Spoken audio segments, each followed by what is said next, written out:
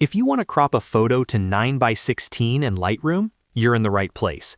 In this quick tutorial, I'll show you the simplest way to get a perfect vertical crop for Reels, TikTok, and YouTube Shorts.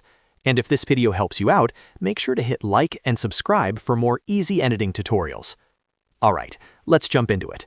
First, open the photo you want to edit inside Lightroom Desktop. Once your image is loaded, look over to the right panel and click the Crop tool.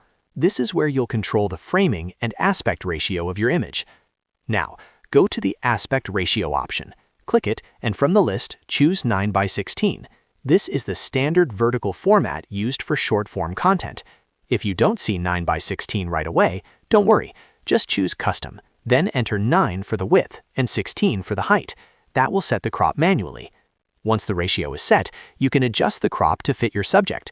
Drag the corners of the crop box to frame the image properly, and move the photo inside the frame if needed. The goal here is to keep the main subject centered and avoid cutting off important parts, like the head or feet.